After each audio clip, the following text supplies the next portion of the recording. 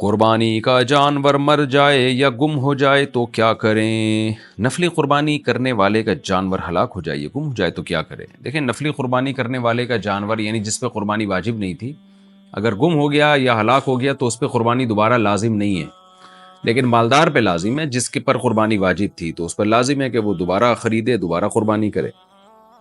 حاملہ جانور کی قربانی کا حکم۔ کیا حاملہ جانور کی قربانی کرنا جائز ہے؟ حافظ سلیمان۔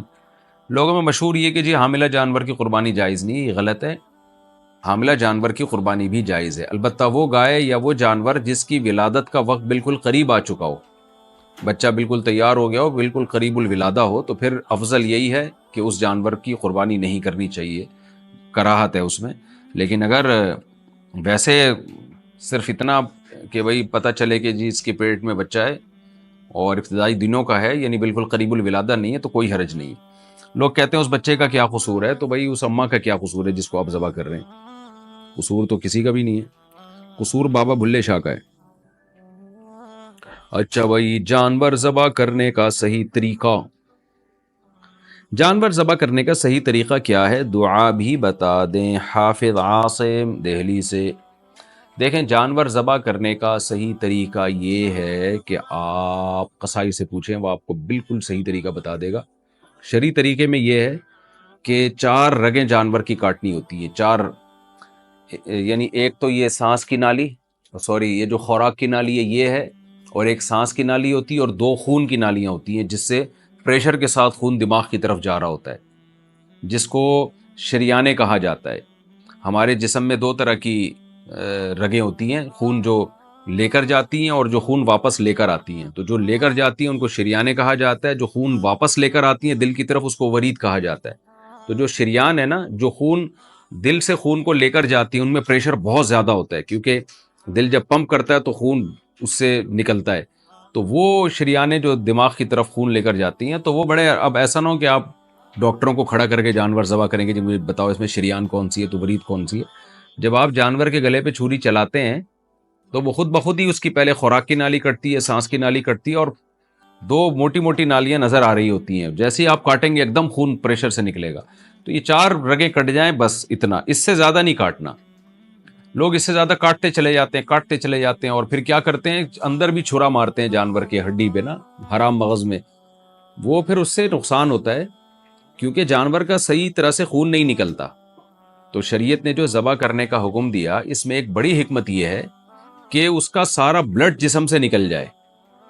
تو اگر آپ یہ جو حرام مغز میں چھورا مار دیں گے، قصائی لوگ یہ کام اس لیے کرتے ہیں تاکہ جانور جلدی ٹھنڈا ہو جائے اور قصائی بھی جلدی ٹھنڈے ہو جائیں، یعنی جلدی فارغ ہو جائیں وہ اپنے کام سے، کیونکہ جانور تڑپتا رہے گا، خون نکلتا رہے گا، تو قصائیوں کو وہ بھی تڑپتے رہیں گے اتنی دیر تک، کیونکہ ان کے پاس بہت سارے آرڈر ہوتے ہیں، تو اس آرڈر کی وجہ سے وہ خود جانور سے زیادہ وہ تڑپ رہا ہوتا ہے۔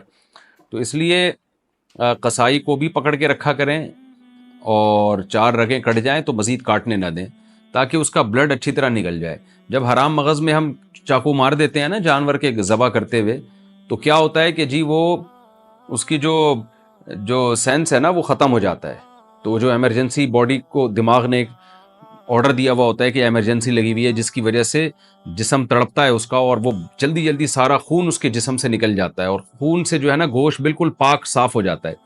تو اگر آپ نے اس کے حرام مغز میں اندر چاقو مار دیا، جیسے کہ قصائی کر رہے ہوتے ہیں، تو اس سے ایک دم جانور کو تکلیف بھی ہوتی ہے اور خون بھی پھر پوری طرح نکل نہیں پاتا۔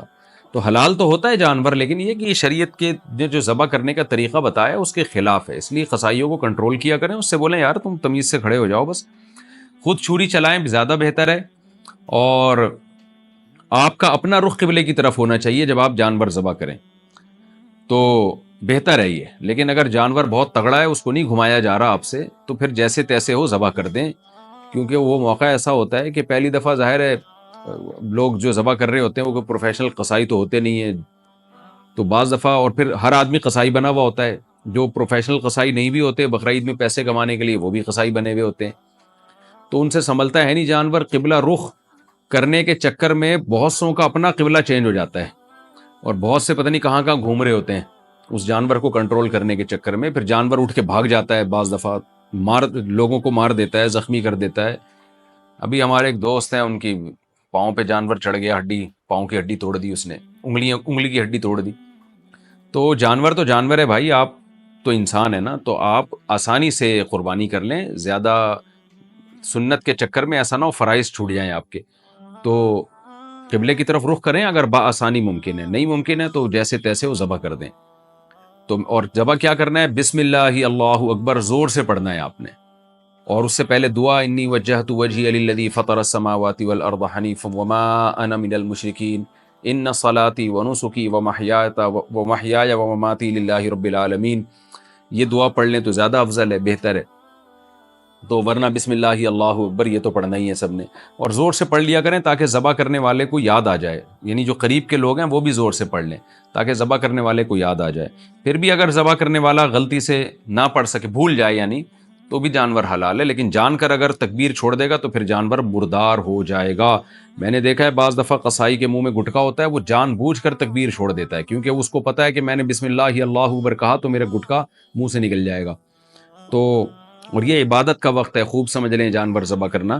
تو اس لیے اس میں اللہ کو یاد کرنا چاہیے. ہنسی مذاق بھپتیاں کسنا جیسے لوگ کر رہے ہوتے ہیں یہ بالکل ٹھیک نہیں ہے. ہم اللہ کے نام پہ اللہ کی ایک دربار میں ایک جو ہے نا جانور کا نذرانہ پیش کر رہے ہیں، تو ایک سنجیدہ طریقے سے یہ عمل ہونا چاہیے اللہ کا نام لیتے ہوئے، اور پھر اللہ سے دعا مانگنی چاہیے اللہ یہ ہماری طرف سے قبول کر لے. تو اللہ نے ان جانوروں کو ہمارے لیے مسخر کر دیا. اگر اللہ ہمیں اجازت نہ دیتا تو ہم کبھی ان جانوروں کے گلے پہ چھری نہ چلاتے، کیونکہ ان کو بھی زندہ رہنے کا اسی طرح حق ہے جیسے ہمیں حق ہے. یہ تو اللہ نے ان کو ہمارے لیے مسخر کر دیا کہ ان کا گوشت بھی کھا سکتے ہو، میرے نام پہ ان کو قربان بھی کر سکتے ہو. اور یہ بات میں بار بار بتاتا ہوں، خوب اچھی طرح سمجھ لیں کہ جانور ذبح کرنا اسلام میں عبادت نہیں ہے، صرف چند موقع پر ہے. ایک حج میں جب آپ حج تمتع کرتے ہیں تو قربانی کرتے ہیں، یا وہاں جب دم لازم آ جائے، کوئی جنایت ہو، کوئی غلطی ہو گئی تو جانور قربان کرنا ہے، یا عقیقے میں، یا اس موقع پہ جو بقرعید کا موقع ہے. اس کے علاوہ جانور بعض علماء کے نزدیک ولیمے پہ بھی جانور کا جو ذبح کرنا ہے وہ بھی عبادت کے طور پر ہے. لیکن یہ 3 موقع تو ہیں. تو اس کے علاوہ جانور کاٹنا کوئی ثواب کا کام نہیں ہے اسلام میں، خوب سمجھ لیں. تو صدقے کے بکروں کے نام پہ جو جانور کٹ رہے ہیں نا، لوگ سمجھتے ہیں کہ جانور ذبح کرنے کا ثواب ملے گا. ایسا کوئی ثواب نہیں ملے گا. صدقہ کہتے ہیں غریب کی حاجت پوری کرنا، تو وہ پیسوں سے زیادہ پوری ہوتی ہے. راشن ڈال دیں اس کے گھر میں، جانوروں کو بھیٹ نہ چڑھائیں اس کی. جانور تو جب گوشت کھانا ہو، ضرورت ہے تو ٹھیک ہے. تبھی حدیث میں آتا ہے، آپ صلی اللہ علیہ وسلم کی صحیح حدیث ہے جس کا مفہوم ہے کہ جس نے جانور کا شکار کیا بغیر گوشت کھانے کے لیے تو اس نے بھی گناہ کیا. تو ویسے ہی جانور کو مار دیا آپ نے، کوئی نقصان نہیں پہنچا رہا آپ کو، تو بلا وجہ. تو صدقوں میں بھی یہی ہو رہا ہے. بھئی آپ غریب کو بکرا کیوں کاٹ کے دے رہے ہو؟ آپ غریب کو پیسے دے دو، آپ اس کو راشن دے دو، وہ اس پہ زیادہ خوش ہوگا. نہیں جی بکرا ہی کاٹنا ہے. تو لوگ سمجھتے ہیں خون بہنے سے بلائیں ٹلتی ہیں، تو یہ بالکل غلط کانسیپٹ ہے. خوب سمجھ لیں اچھی طرح، بار بار میں بتاتا رہتا ہوں. میرا کلپ بھی آپ کو مل جائے گا، اس پہ آپ سرچ کریں. جو میرا چینل ہے نا دوسرا، مفتی طارق مسعود اسپیچز، اس پہ آپ جا کے دیکھ سکتے ہیں کہ صدقے کے بکرے.